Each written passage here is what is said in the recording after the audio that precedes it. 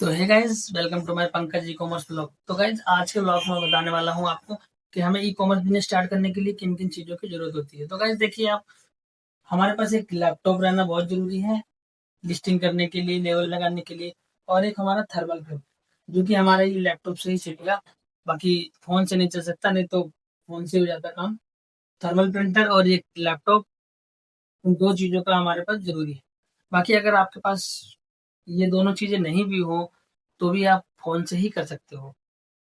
दुकान पे जितने भी ऑर्डर आए अपना लेवल निकाल के आप किसी भी साइबर कैफ़े में जाके वहाँ से प्रिंट करवा लो और डिस्पैच कर सकते हो। तो गाइस, शुरू-शुरू में मेरे पास भी ये ना ही लैपटॉप था और ना ही थर्मल प्रिंटर था। मैं केवल मोबाइल से ही निकाल के अपना करता था डिस्पैच। तो शुरू-शुरू में जब साइबर 1-2 ऑर्डर आया करते थे तो मैं साइबर कैफ़े में जाके इसको साइबर कैफ़े से निकाल लेता था।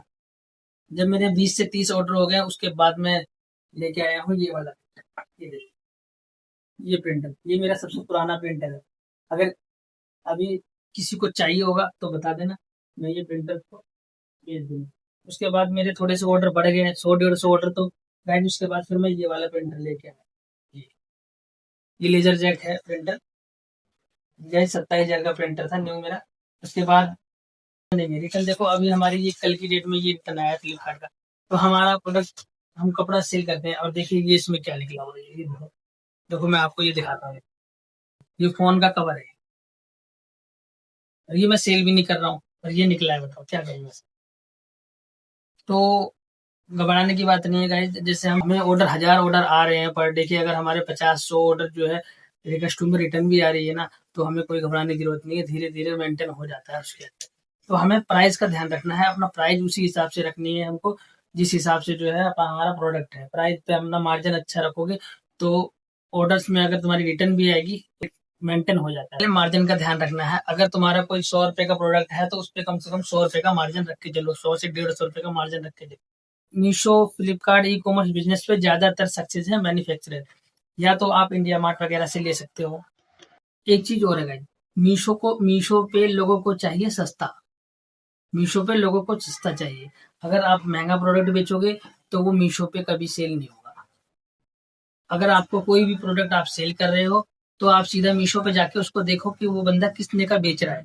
अगर वो बंदा 100 रुपए का बेच रहा है तो उसके कंपटीटर में अगर आप 150 का बेच रहे हो तो आपकी सेलिंग नहीं होगी। ठीक है? कभी भी कोई भी प्रोडक्ट हम बेचते हैं तो उस पे जाके अपना सप्लायर पैनल पे जाके देखो। अपना पैनल पे जाके देखो कि कितने का बेच रहा है। उसके बाद ही अपने मार्जिन उसी हिसाब से सेट। कई बार क्या होता है, जो होलसेलर होता है, हम लोग होलसेलर से प्रोडक्ट ले लेते हैं। होलसेलर खुद भी ऑनलाइन पे सेल कर रहा होता है। तो होलसेलर अगर वही प्रोडक्ट को 100 रुपए में सेल कर रहा है तो हम उससे 100 रुपए में लेके आएँगे, तो हम तो ज़ाहिर-सी बात है उससे 50 रुपए मार्जिन रख के बेचेंगे। तो वो मार्जिन उतने का अगर हम रख के बेचेंगे तो हमें प्रॉफिट ही नहीं आएगा, और वो 100 रुपए में बेचेगा तो हम 150 में बेचेंगे, हमारी सेल ही नहीं आएगी। तो मीशो पे बेचना है तो आपको सस्ता चाहिए, और फ्लिपकार्ट पे महँगे प्रोडक्ट बेच रहा है, उस पे सस्ता नहीं भी तो महँगा नहीं। डेट में मीशो पे 200, 100-200 ऑर्डर लाना बहुत ही आसान है। मीशो पे 100-200 ऑर्डर लाना बच्चों का खेल है, कोई भी ला सकता है 100-200 ऑर्डर। तो 100-200 ऑर्डर लाना बड़ी बात नहीं है, बड़ी बात है हमारा मार्जिन। मार्जिन क्या होता है, अगर मान लो कोई प्रोडक्ट हम 100 लाके उसको हम 150 रुपए का बेच रहे हैं, 150 रुपए का बेच रहे हैं और हमारी 20% रिटर्न जा रही है, तो हमारा क्या हो जाएगा, लॉस हो जाएगा। तो हमें मेन चीज़ है रिटर्न देख के चलनी है कि हमारी रिटर्न कितनी आ रही है और हम प्रोडक्ट बेच कितने का रहे हैं, कितना हमें बच रहा है मीशो के ऊपर। क्योंकि मीशो पे नए-नए सेलर आ तो जाते हैं, लेकिन बहुत जल्दी ही अपना बंद हो जाता है उनका। क्योंकि वो इस चीज़ का ध्यान ही नहीं रख पाते, हमें प्राइस कितना रखना है पीस पे, प्राइस कितना मेंटेन करना है, मेन होता है हमें प्राइस। मीशो पर प्राइस हम कितने का बेच रहे हैं कोई प्रोडक्ट और कितने का हम लेके आ रहे हैं, और हमारी कितनी परसेंट रिटर्न आ रही है। तो हमें सबसे पहले अपने प्रोडक्ट पे देखना है, प्रोडक्ट भी हमारा बढ़िया होना चाहिए, जेनेरिक प्रोडक्ट भी होना चाहिए और प्रॉफिट भी होना चाहिए उसके अंदर, सब कुछ देखना है। तो उसके साथ-साथ काम करना है हमें। मीशो पे वही बंदा सक्सेस है जिसकी मैन्युफैक्चरिंग है। अगर खरीद के बेचेगा तो या तो बल्क में खरीदे या किसी ऐसे होलसेलर से मिले जहाँ उसको सस्ता प्रोडक्ट मिल जाए, तब तो वो सक्सेस है।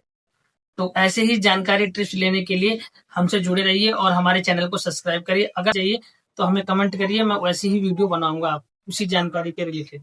तो आज के लिए इतना ही।